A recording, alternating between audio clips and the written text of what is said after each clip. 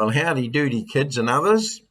Today is Saturday, the 25th of September, 2020, and the time is 19 minutes to 2. We've just got off the phone from you guys, and as I said when I was on the phone, I was about ready to start with Adventures of the Little Wooden Horse from chapter 4 onward. So we're going to hop into that now, and we're going to continue on with it. So all the best, you guys. And here we go. Now, in chapter 3, we ended up with the little horse. But you must go back to him and ask. Oh yes, the little girl, when he was with the little girl at her house, she said that the little wooden horse must go back to his master, and see his master again. And so the little wooden horse, oh, how tired he was when he came at last to the old building and whinnied for his master. It was night again, and his poor little green wheels creaked with weariness. But as he went inside to look for his master, the barn was empty. Uncle Pedder had disappeared. And so now we move on to the next chapter, which is chapter 4, The Little Old Woman and Uncle Pedder. So away we go. Here we go. There's Grandma. Hi, Grandma. Chapter 4, The Little Old Woman and Uncle Pedder. The barn belonged to a little old woman, very kind-hearted but very apt to scold, so that people were rather afraid of her and left her alone. One morning, when she went into her barn to get hay for her cow, what was her surprise to find in the corner poor sick Uncle Pedder, so full of fever that he scarcely knew where he was, and so thirsty that he begged her over and over for a drink of water. "Bless the man," said the little old woman. She offered him water, and when he drank half a pailful, which is half a bucketful, that's a lot of water, she took him into her cottage and put him to bed in her best spare room, under her patchwork quilt. You know what a quilt is? It's like a blankie, Abigail. Under her patchwork quilt that had 1,000 patches on it, with no two of them quite alike. "And there you shall stay till you are well again," said the little old woman, going into the kitchen to make him a milk pudding, for she felt quite sure that was just the thing to cure Uncle Pedder of his fever. Uncle Pedder was only too glad to lie in a comfortable bed under a splendid patchwork quilt of 1,000 patches. He looked at the gay colours, too ill to think of anything else at all, not even of his little wooden horse. There he stayed while the hours went by, and the milk pudding was made, and the little wooden horse came trundling back through the forest to find his master. When he'd searched the barn up and down and made quite sure that Uncle Pedder was nowhere to be found, the little wooden horse put his bundle down in a corner and went outside. His heart was beating pit-a-pat, pit-a-pat with anxiety until his hollow wooden body, inside his hollow wooden body, for he could not think where Uncle Pedder could be, nor what had become of him. So he was worried about Uncle Pedder, where he got to. Then he saw the cottage belonging to the little old woman. Perhaps somebody there could help him. The little wooden horse trundled up the garden path and battered on the door with his wooden wheels, making a fearful din, making an awful racket, awful lot of noise. Now Uncle Pedder had fallen asleep, and seeing him so peaceful, the little old woman herself had gone upstairs to bed. When she heard the battering on the door, she flew into a temper. Oh, she got angry. Okay? For she thought it was bound to wake up Uncle Pedder. So she bounced to the window to see whom she could scold, and there on the doorstep was a little wooden horsey, a little wooden horse. The little old woman immediately thought that some children, late as it was, had been battering on her door and had run away, leaving their horse behind. She put on her slippers and rushed down the stairs, scolding under her breath. Then,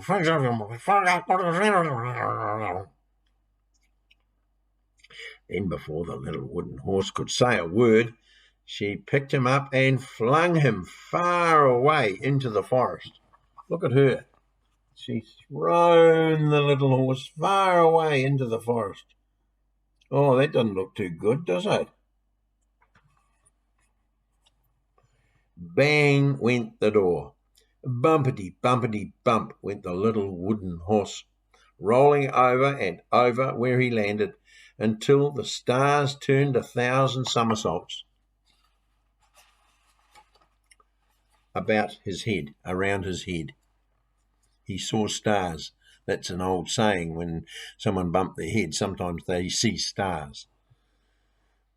And the tall forest trees seemed to leap about like tossed straws, like straws that were thrown about. Presently the little wooden horse lay still. The stars were no longer spinning, the trees were quiet, and he was very, very bruised and sore. Only one thing stuck fast in his mind. While his wooden body still smarted and ached, it was full of pain and aches, when the little old woman opened the door, he had seen behind her Uncle Peter's jacket, and that hanging over the chair in front of the fire. So his jacket would have been being dried by the fire, I suppose. When he felt better, the little wooden horse got up carefully, in case his legs were broken or he had lost a wheel. But no, nothing so terrible had happened.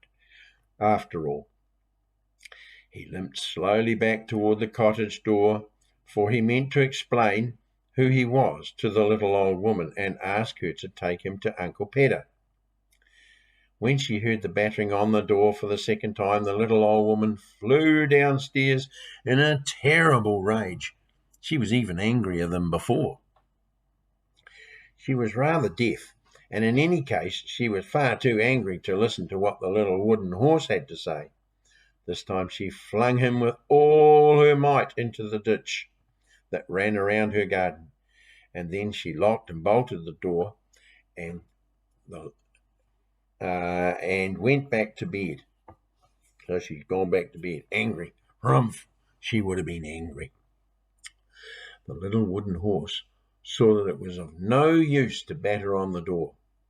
When he had lain in the ditch for some time, he crawled stiffly out and went back to the cottage, where he waited patiently under the window until morning, hoping to hear Uncle Pedder's voice by and by. In other words, waiting to hear Uncle Pedder's voice maybe at some point in time.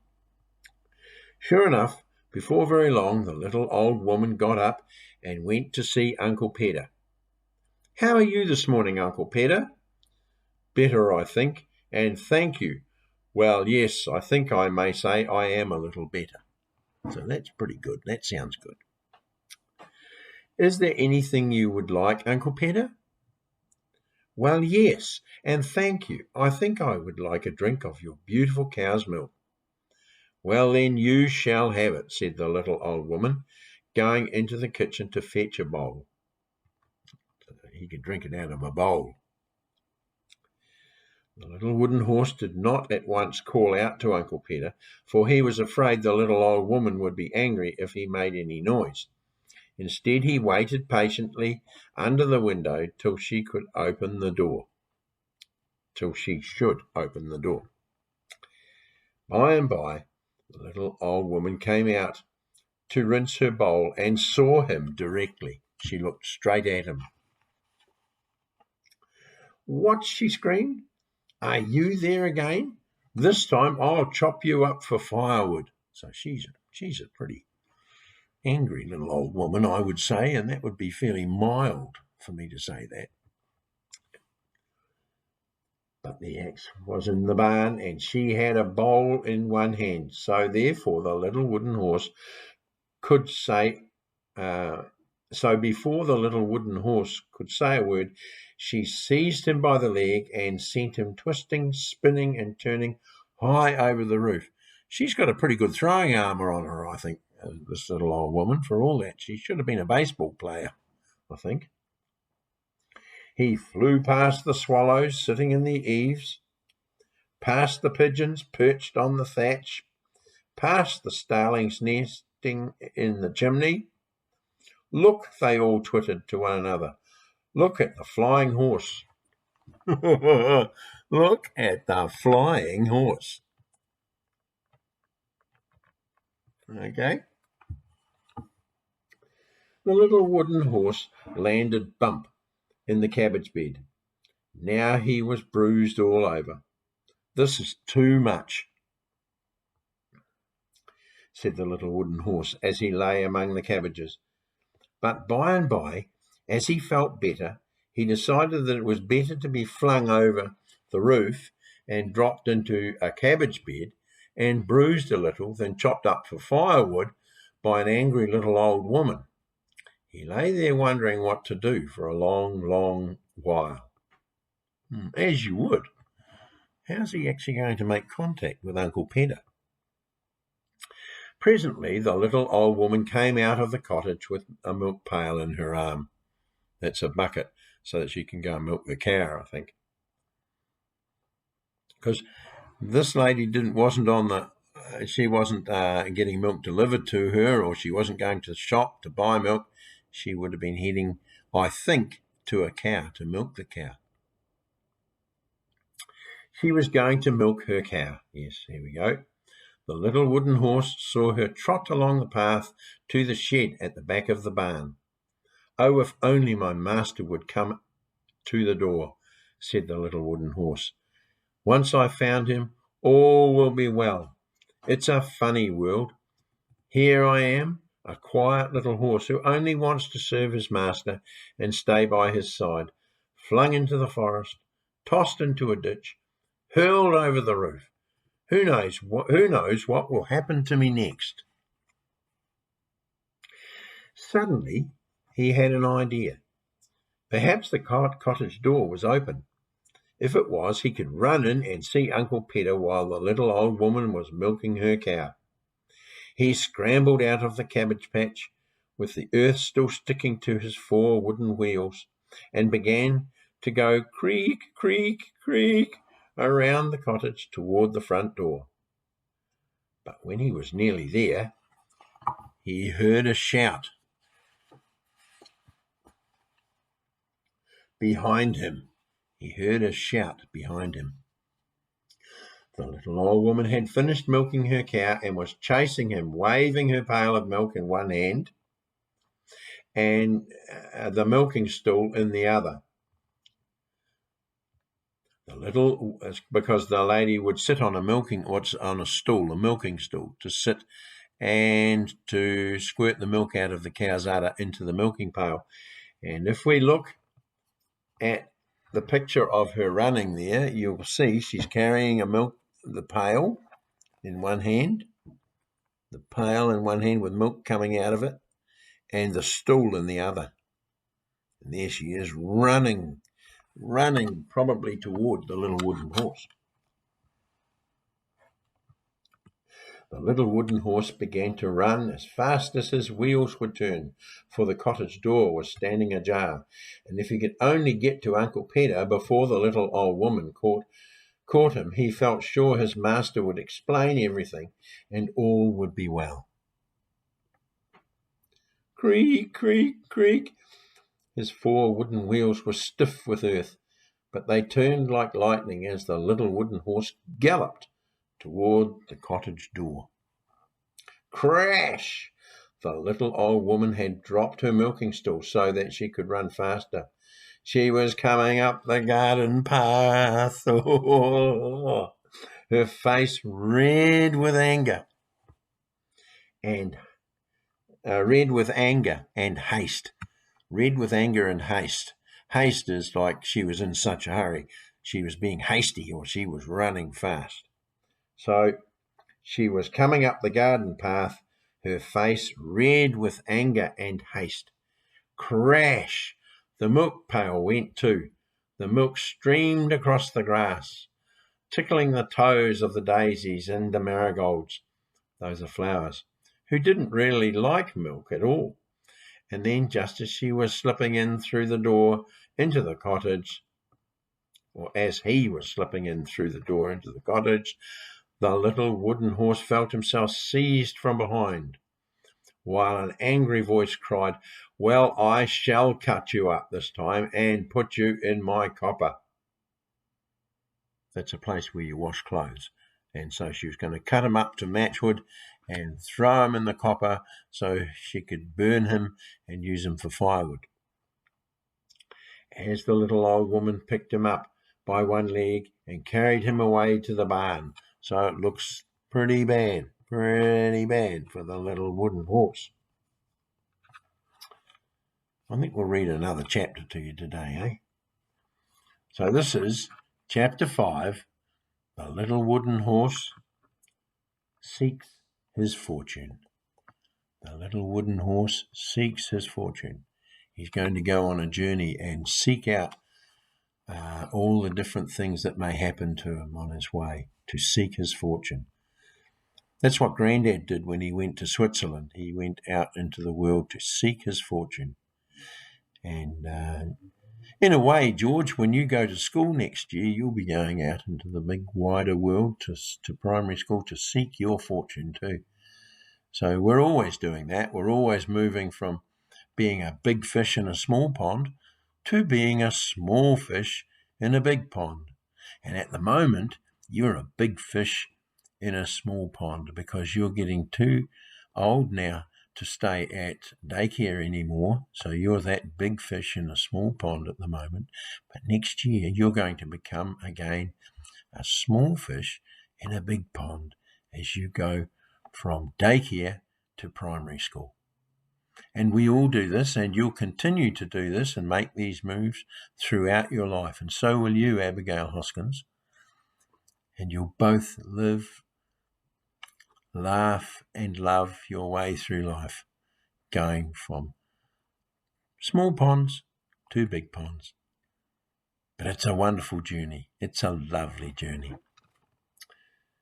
Okay, so Chapter 5. The little horse seeks his fortune. And there's a picture of the little horse there, the little wooden horse, going very fast on the next page. The little wooden horse was more frightened than he had ever been in his life, particularly when the little old woman took down the axe that was hanging on the wall of the barn and set him down on the floor. Uh-oh, da-da-da-da. What's going to happen? Well, this is too bad, said the little wooden horse. Here am I, a quiet little horse who only wished to serve my master, going to be chopped up for firewood and put in an old woman's copper. As I say, a copper is a big tub, and you build a fire under a copper to make the water warm in the tub. And just as the little woman raised the axe to split him in two, he made a dash for the door. So that must have been him making a dash for the door. And was out in the forest before you could count 5. 1, 2, 3, 4, 5. He was out in the forest. The axe sunk deep into the floor, and there was the little old woman pulling and tugging to get it out, so that she could run after the little wooden horse and chop him up for firewood. The little wooden horse didn't stop to be caught this time.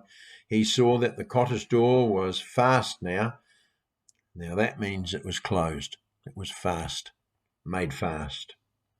That's old language. Now we would just say the wooden door was shut or closed, that the cottage door was shut or closed.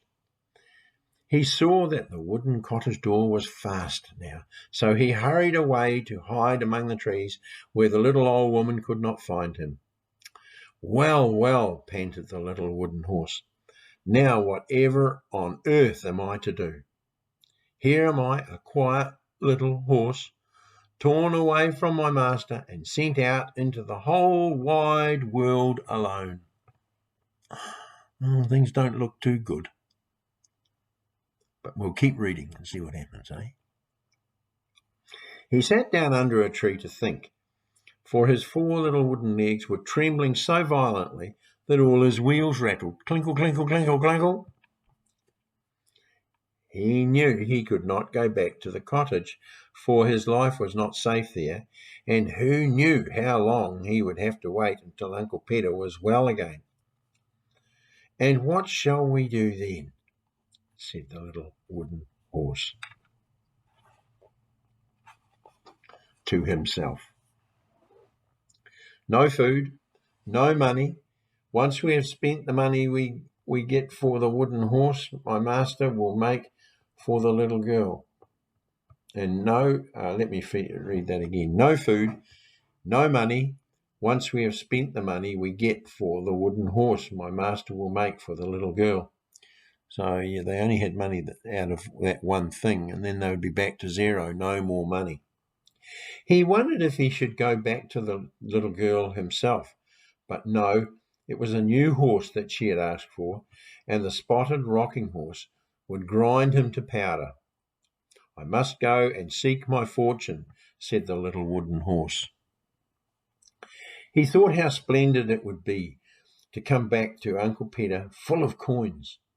He would take off his head and pour out the money through the hole in his neck. Then they would both be rich and happy, and Uncle Peter would only make toys for fun and for children who had none. Wow. Those are good thoughts, aren't they? For I am strong and a quiet little horse, said the little wooden horse. I ought to make my fortune very quickly. That is, to make his way in the world and make some money and bring it back for Uncle Peter. He looked sadly back at the cottage window behind which Uncle Peter lay in bed, and then trundled away through the forest to make his fortune. The little wooden horse trundled through the forest for 2 days and 2 nights, and still he hadn't made his fortune. In fact, there was not a single coin inside his little wooden body, and nobody had spoken to him on the road. By and by he fell in with some men in blue smocks, leading 4 horses. Blue smocks? Those are blue coverings that the men wore. They weren't trousers and shirts. They were single pieces of cloth, by the sound of it, that went right from their shoulders down to the ground. Smocks. The little wooden horse tucked himself in beside the horses and asked where they were going, because he was very lonely and with nobody to speak to, so far away from Uncle Peter, left behind in the forest. Why, we are going to help Farmer Max with his haymaking, said the horses. We go around to all the farmers in turn with our masters. Do you earn a lot of money like that? Asked the little wooden horse. Our masters do, said the horses. We get a good feed at midday and when we go home. After all, what is money to us? Could I come and work too? Asked the little wooden horse, who wanted some money very badly. All the horses laughed good-naturedly. "Why, if you want to," they said. At Farmer Max's, the men signed a paper agreeing to work for 3 days for Farmer Max and to accept the payment he offered them. They went up one by one to sign the paper.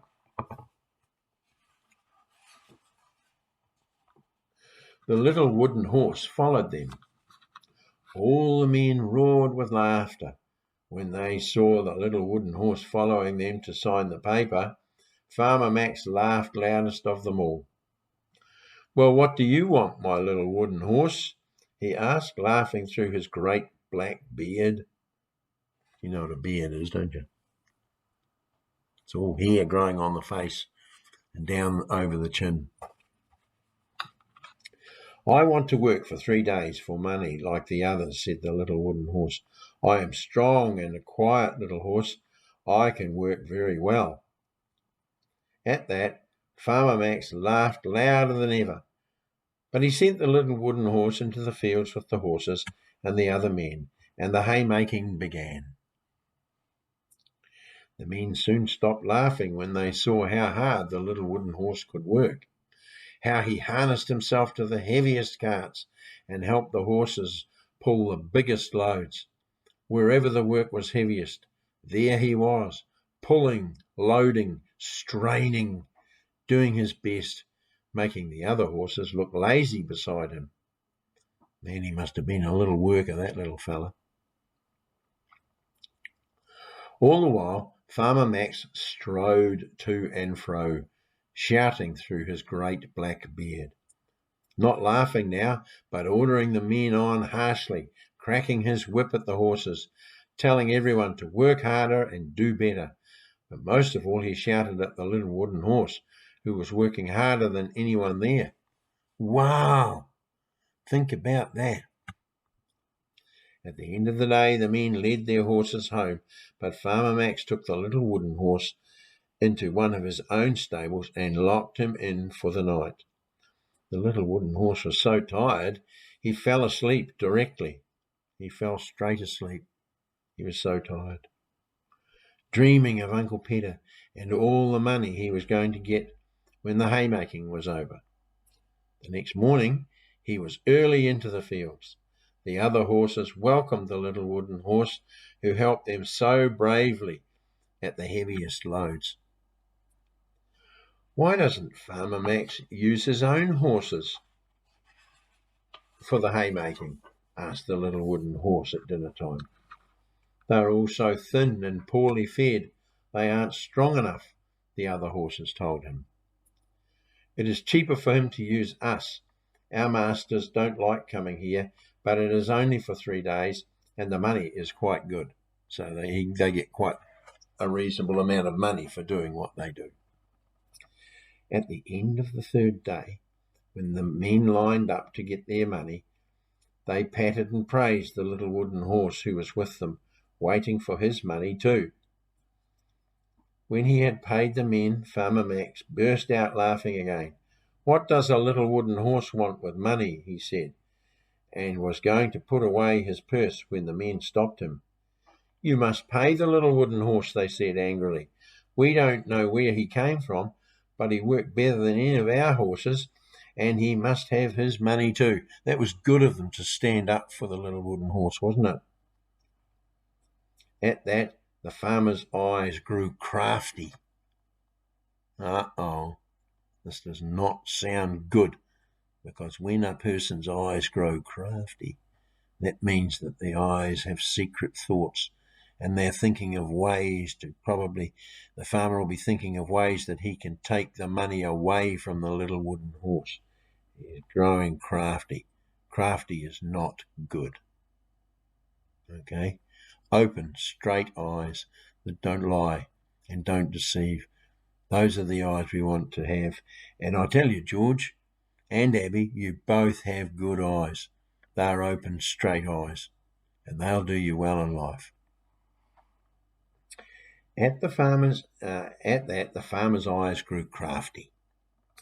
"Look here, my little wooden horse," he said. "How would you like to stay on with me a little while and earn more money? I see you are a strong little horse, and a quiet one. I could find plenty of work for you on my farm." The little wooden horse thanked Farmer Max and said he would like to stay for another week and earn some more money. So he said goodbye to the men and the other horses and stayed with Farmer Max. I'm a little concerned here for the little wooden horse because Farmer Max is crafty, and crafty most often is not good. Okay, it means deceitful. It can mean deceitful, and deceitfulness is not a good trait in people.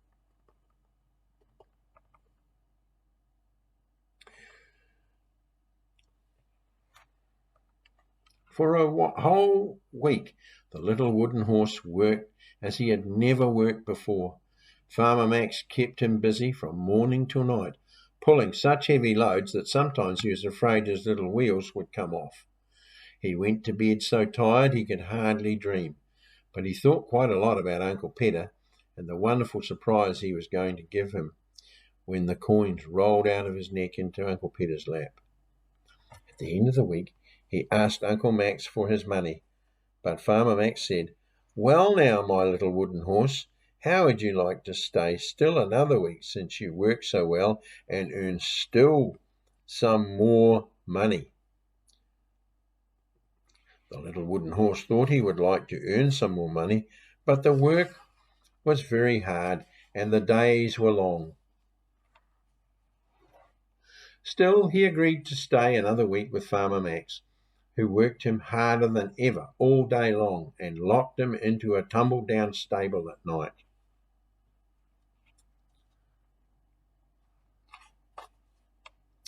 At the end of the week, he went to Farmer Max and asked for his money, but again Farmer Max asked him to stay another week.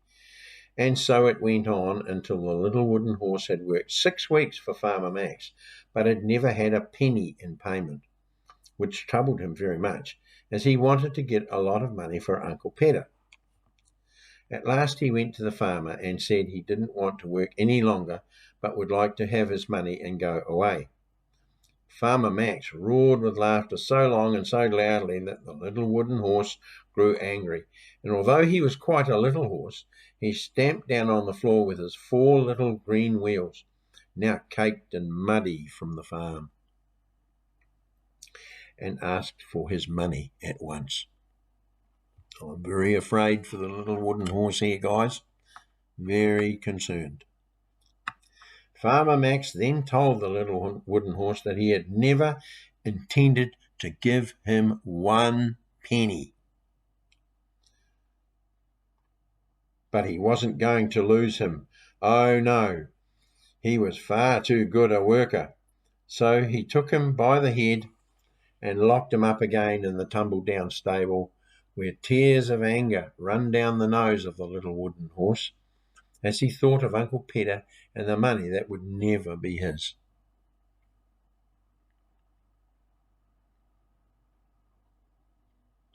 That sounds sad, doesn't it? Doesn't sound too good at all. But don't worry, guys. The story is not over yet, okay? There is always hope. Don't ever forget that. There is always hope. Day after day, Farmer Max drove the little wooden horse out at dawn and worked him till sunset. Night after night, he locked him up and went away chuckling at the thought of all the hard work the little wooden horse was doing for nothing. He meant to keep him forever and ever. Yeah, crafty, see? Crafty. Probably had his eyes too close together. There's another sign of craftiness. People used to talk about having your eyes set too close together, and it was a sign of craftiness.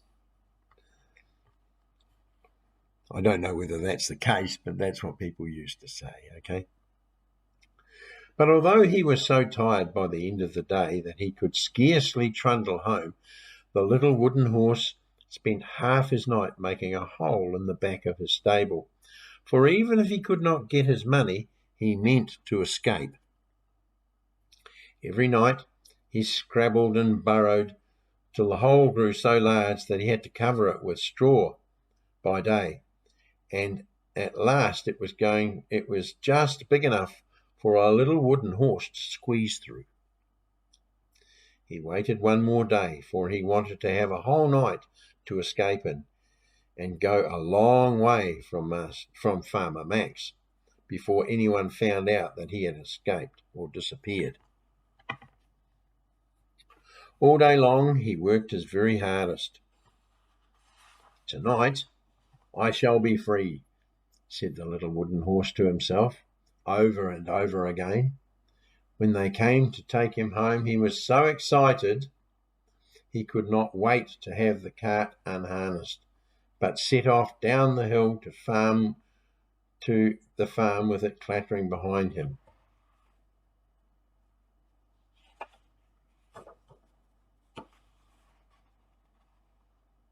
"Whoa!" called the farmer's man angrily, but he had to run quite fast to catch up with the little wooden horse, who was so eager to get to his stable. But when he got there, oh, poor little wooden horse, Farmer Max himself had found the hole and nailed it up with boards. Oh no!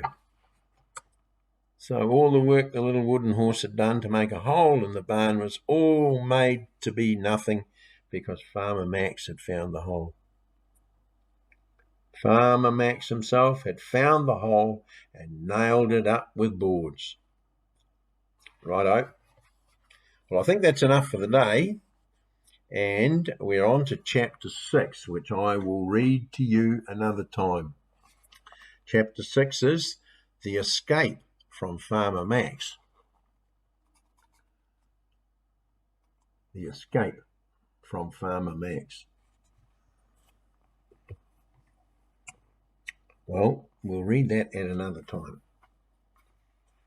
But the story is getting more and more interesting, isn't it, as we go? But I'll be back and I'll read you some more of this at another time. Okay? So Toogle Poogle in the meantime. We'll catch you later and love you guys, eh? Say hello to Mum and Dad for me. Toogle. Bye.